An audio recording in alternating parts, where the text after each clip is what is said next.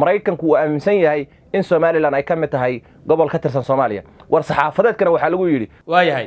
war saxaafadeedkii shalay ka soo baxay urur goboleedka IGAD ee looga hadlayay ama ku saabsanaa xiisada u dhaxaysa Soomaaliya iyo Itoobiya maxay ka bedeli kartaa xaaladda hadda taagan dadka Soomaaliyeed arrinta looma sheegayo laakiin qorshuhu yahay in la kala jaro xuduud ay leeyihiin Soomaaliya iyo Djibouti oo halka Itoobiya si caadi u degto waxan kiradan ay albaabadii diblomaasiyadeed ee Somaliland oo dhan soo wada xidho heshiisyada ay galayso ay joojiso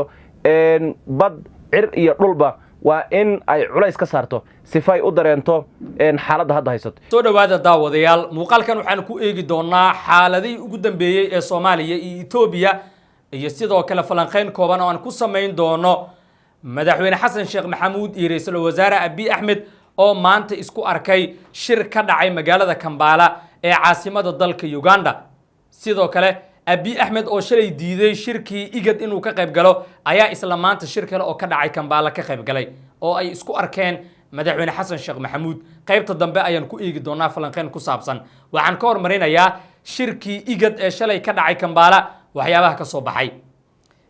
magaalada Kampala ee caasimadda dalka Uganda waxaa xalay lagu soo gabagabeeyay shir madaxeedkii dalalka IGAD waxaana shirkan looga hadlayay xaaladda soo cusboonaatay ee gobolka iyo xiisada u dhaxaysa Soomaaliya iyo Itoobiya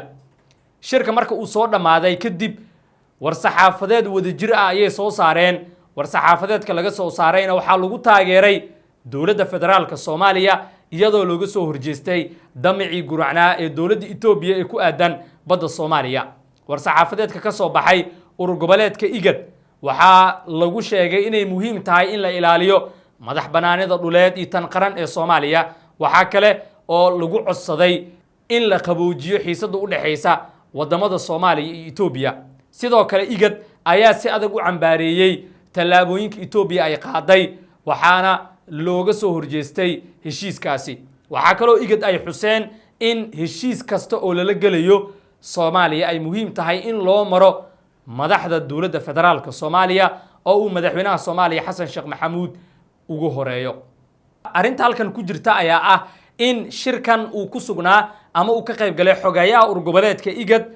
kaasi oo u dhashay ama ka soo jeeda dalka Itoobiya sidoo kalena horey u soo noqday wasiirka arrimaha dibadda Itoobiya waxa uu ka mid ahaa dadkii saxiixay war saxaafadeedkaasi amaba ku jiray war saxaafadeedka waxayna tani ka dhigan tahay in Itoobiya ay qudheeda qayb ka tahay dadkii war saxaafadeedka ku jiray oo soo saaray dhanka kale magaalada Kampala ee caasimadda dalka Uganda waxaa maanta lagu qabtay shir xasaasi ah kaasi oo ay ka qayb galeen 105 wadan madaxdooda oo Soomaaliya ay ku jirto waxaana shirkan Soomaaliya uga qayb galay madaxweynaha Soomaaliya Xasan Sheekh Maxamuud shirkan waxaa sidoo kale ku sugnaa ra'iisul wasaaraha Itoobiya Abiy Ahmed oo shalay diiday in uu ka qayb galo shir madaxeedkii dalalka IGAD shirkan waxaa yeeshay wadamada dhexdhexaadka ah amaba wadamada loo yaqaano non-aligned movement waxaana la aasaasay ururkan dagaalkii qaboobaa kadib waxaana ku midaysan wadamo badan oo aan doonaynin inay si rasmi ah ula midoobaan Mareykanka iyo Midowgii Soviyeeti balse raadsaday si ay u madax banaanaadaan shirkan waxaa looga hadlayay xaaladda Gaza iyo sidoo kale arrimo kale arinta xiisaha leh ayaa ah in shirkan ay wada fadhiyaan madaxweynaha Soomaaliya Xasan Sheekh iyo sidoo kale ra'iisul wasaaraha Itoobiya Abiy Ahmed oo dalalkooda xiisad xoogan ay ka dhaxayso arinta kale ee xiisaha leh ee halkan ku jirta ayaa ah in ra'iisul wasaaraha Itoobiya Abiy Ahmed uu shalay diiday ka qaybgalka shir madaxeedka dalalka IGAD oo ka furmay shalay magaalada Kampala ee caasimadda dalka Uganda isla maanta shir kale oo isla Uganda ka dhacaya ayuu Abiy Ahmed ka qayb galaya tani dad badan ayaa siyaabooyin kala duwan uga hadlay Abiy Ahmed sababta uu shalay u diiday shirkii IGAD inuu ka qayb galo waxa la aaminsan yahay inay tahay in uusan haynin dood maangal ah oo uu la imaan karo fagaarayaasha amaba shirka IGAD maadaama uu qaaday tallaabooyin xadgudub ah isla markaana uu damac ka galay biyaha Soomaaliya waxaana Itoobiya warqad ay u dirtay ururka IGAD ay ku sheegtay in jadwalkeeda uu buuxo maalinta uu shirka furmayo iyadoo sidaasi ay tahay ayuu Abiy Ahmed isla shalay gaaray magaalada Kampala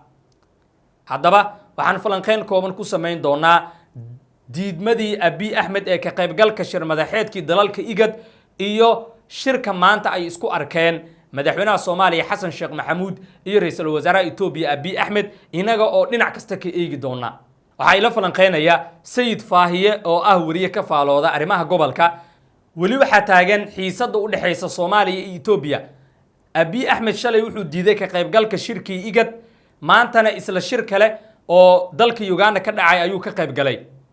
haddaba maxaa tan loo fasiran karaa? saaxiibaad baad mahadsan tahay, waan dhawahay shacabka Soomaaliyeedna waan salaamahayaa. inta la og yahay taariikhiyan Abiy Ahmed ma aha nin ka xishoodo ficilada uu inta badan sameeynayo. waxaa la xasuustaa isaga oo ku guuleystay bilada nabadda in uu dagaal ku qaaday dawlad deegaanka Tigreega kaas oo socday muddo 3 sano ah oo uu xasuuq ku hayay maatida iyo caruurta, sidoo kalena dawlad deegaankaasi uu ka dhigay mid aad u burburay. taasi Abiy Ahmed kama aysan hor istaagin in uu caalamka hor fadhiisto, sidoo kalena in uu ku dhiirado dagaalka uu kula jiro shacabka gudihiisa. sidoo kale Abiy Ahmed waxaa la xasuustaa dawlad deegaanka Soomaalida Cabdi Ilay si walba u shakhsiyad xumaada, laakiin xilligii uu weerarayay cid uu kala tashaday ma aysan jirin. dawlad deegaanka Soomaalida iyadoo la jiifay ayuuna hal subaxa weerar ku qaaday. arrintan marka hadda badda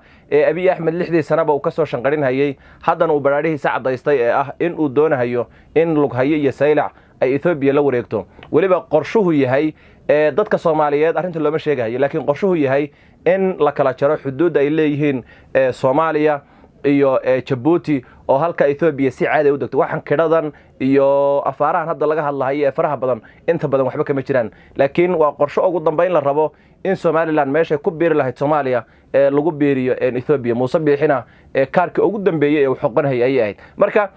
waxaa loo fasiran karaa Abiy Ahmed fashil kaga yimid gudaha dalkiisa, fashil kaga yimid heshiiskan uu galay wadamadii caalamka ka soo horjeedsaday dawladihii waaweynaa sida Mareykanka iyo Shiinaha oo iyaguna war saxaafadiyo soo saaray oo sheegay in Abiy Ahmed tilaabooyinka uu qaadayo yihiin kuwa aad u khaldan, dhinaca kalena khalkhal ku abuurahay mandaqada Geeska Afrika, sidoo kalena garab siinhayo xoogaga argagixisada oo Mareykanka markuu hadlahay inta badan wuxuu culayska saarahay. wuxuu yiri xiisadan waxay abuuri kartaa in xoogaga argagixisadu ay dhalinyarada Soomaaliyeed ku soo jiitaan in dalkoodii iyo dadkoodii duulaan lagu yahay, sida daraadeedna garab lagu siiyo dagaalka dhan Ethiopia. marka Abiy Ahmed waxa gabaxa markuu la kulmay waxa kale oo iyadana jirto wadamada meesha iskugu tagay sida Djibouti, Kenya, Uganda, wadamo uu cilaaqaad sax la leeyahay ma aha Abiy Ahmed. sidoo kale ururkii uu gacantiisa ku samaystay waxa weeye Ethiopia ay samaysatay xaruntiisa Addis Ababa ku taale iyadoo ay maamulanaysa sayrta ka yeelaysay yuu ahaa ururkan shirahayay sheegay in waxa Ethiopia ay ku dhaqaaqday uu yahay wax sharci darro ah. marka Abiy Ahmed waxa gabax uu kala kulmay arrimahaas iyo sidoo kale ceeb iyo fadeexad uu dhexda ka fadhiyay darteed ayuu shirka hore uga baaqsaday. kan dambe ka qaybgalkiisana waxa la dhihi karaa wuxuu doonayay in uu ku soo bandhigo aragtidiisa oo hadalka maanta uu ka jeediyo shirkaasi ayaa loo fasiran karaa laftigeeda oo wuxuu yiri Ethiopia waxay rabtaa inay xal nabadeed ku raadiso helitaanka badda. wadamada landlocked ah ama aan badda lahayna waa kuwa khatar gudaha ay ka dhex taagan tahay, sidoo kale loo baahan yahay in caalamku uu xal u raadiyo. marka ka baaqsashada shirkii horena waji gabax ayuu uga baaqday, inkasta oo Faysal Rooble qoraal uu ku qoray bartiisa Twitterka ama X-ka uu ku sheegay in Abiy Ahmed iyo dawladda Ethiopia aysan ka maqnayn shirka maadaama uu warqana gabiyo oo ahaa wasiirka hore arrimaha dibadda Ethiopia uu shirkaasi fadhiyay oo uu ku macneeyay inuu ahaa wakiil matalahayay dawladda federaalka Ethiopia. marka Abiy Ahmed shalayna shirka waji gabax uga baaqday, maantana inuu baraadhihiisa iyo riwaayadan uu jilahayo bad baa raadinayna inuu ku soo bandhigo ayuu uga soo qayb galay ayaa la dhihi karaa. waayahay war saxaafadeedkii shalay ka soo baxay urur goboleedka IGAD ee looga hadlayay ama ku saabsanaa xiisada u dhaxaysa Soomaaliya iyo Ethiopia maxay ka bedeli kartaa xaaladda hadda taagan? war saxaafadeedkan ka soo baxay IGAD iyo sida adag iyo luqadda adag ay kula hadleen Ethiopia iyo sida u garab istaageen dawladda federaalka Soomaaliya waxa la dhihi karaa waa guul diblomaasiyadeed oo uu gaaray madaxweyne Xasan Sheekh Maxamuud iyo xukuumaddiisa. sidoo kale wadamadan IGAD waxay ku baraarugsan yihiin oo ay dareensan yihiin ficilada guracan ee Abiy Ahmed uu sameeyay iyo qorshayaasha ka dhanka ah amniga gobolka. marka war saxaafadeedkan isbedel weyn ayuu ku keeni doonaa, sidoo kalena waxay sababi doontaa in war saxaafadeedkan loo gudbiyo midowga Afrika. midowga Afrikana shir degdega uu iskugu imaado haddii dowladda Soomaaliya ay codsato saaxiibana ay u hesho kadibna Ethiopia loogu soo jeediyo in ay ka noqoto ficiladan guracan inkastoo wali ay dhaliil kor saaran tahay internationally baaqaqa ka imaanaya war saxaafadii ka imaanaya iyo sida loo radinayo Ethiopia iyo tilaabooyinka uu qaadayo madaxweyne Xasan Sheekh waxaad moodaa inaysan isu dhagmin ama aysan ahayn kuwo isqaadan karo sababtoo ah Xasan Sheekh wali waxaa filla Soomaaliya degan safiirka Ethiopia wali waxaa gudaha ka shaqeynhayo diyaaradda Ethiopian Airlines wali waxaa wadanka la keenayaa qaadka Ethiopia wali ciidamo Ethiopian oo xataa atmisan ka mid ahayn ayaa gudaha dalka ku sugan marka war saxaafadeedkan wuxuu wax bedeli lahaa marka dhaqdhaqaaqa gudaha ka imaanhayo uu yahay mid xoogan shalay afayeenka wasaaradda arrimaha dibadda Ethiopia markuu hadlayay waxyaabo uu sheegay waxa kamid ah in arrimihii kale oo dhan ay wali normal yihiin Ethiopia Soomaaliya xiriirkooda uu jiro ay wada shaqeynayaan wax cilad aysan imaan arrintaana dhabtii waa arrin ceeb ku ah madaxweyne Xasan Sheekh iyo xukuumaddiisa oo loo baahnaa inay tilaabooyinkan marka hore qaadaan kadibna ay tagaan shirka IGAD kadibna ay codsadaan in midowga Afrika uu iskugu imaado shir la mid ah midkan IGAD hadda iskugu imaatay si xal looga gaadho xiisadan cusub ee ka soo korodhay dalalka Ethiopia iyo Soomaaliya marka war saxaafadeedka IGAD wax uu bedeli lahaa haddii jiri lahaayeen ficilo gudaha ah oo xukuumadda Soomaaliya ay sameynayso inkastoo aan aaminsanahay inay tahay dhurbaxo aad u culus oo ku socoto ra'iisul wasaaraha Ethiopia Abiy Ahmed sidoo kale aan filahay in culays ku helayno sababtoo ah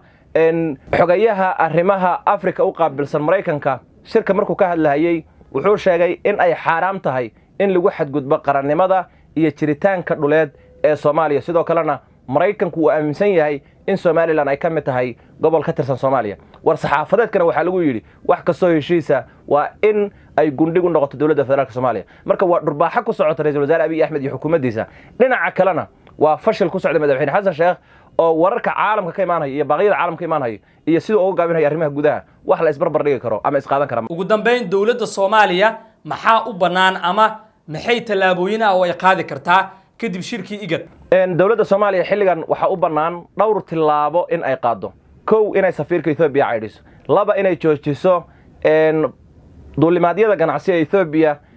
ku soo dago guud ahaan gobolada Soomaaliya laba inay codsato in ciidamada ATMIS qaybta Ethiopia inay iskaga baxaan ayna wadamada saaxiibka la xilligan Soomaaliya ciidamo ka codsato walow kaana Kenya oo daris laan ha noqotee inay ciidamo ziyada ka codsato Eritrea kale ciidan ka codsato Djibouti kale ciidan ka codsato ciidamada Ethiopia inay iska saarto in ay culays saarto in madaxweynayaasha maamul goboleedyada oo la leeyahay way ku taageersan yihiin fikirkan Ethiopia diblomaasiyiin Ethiopiana ayaana loo soo diray la kulmeen oo way ku waafaqsan yihiin inay shir degdeg iskugu yeedho oo madasha amniga qaranka ay arrintaasi war saxaafadeed wada jira ka soo wada saaraan madaxweynayaasha maamul goboleedyada sidoo kale in Soomaaliya ay codsato in ay u gudbiso qaraar degdeg ah wadamada ku midoobay African Union oo ay ka codsato inay shir degdeg ay yeeshaan sidoo kale inay Soomaaliya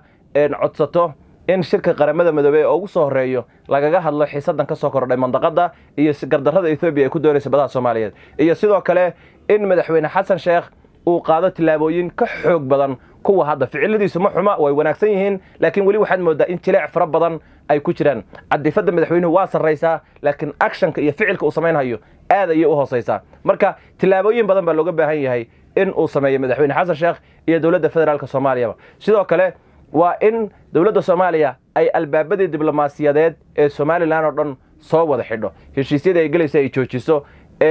bad cir iyo dhulba waa in ay culays ka saarto sifay u dareento xaaladda hadda haysato Ethiopia laftigeedu waa inay dhinac kasta culays ka dareento oo dawladda Soomaaliya tilaabo degdeg ah ay qaado madaxweynaha waxaan leeyahay ficilka aad sameynayso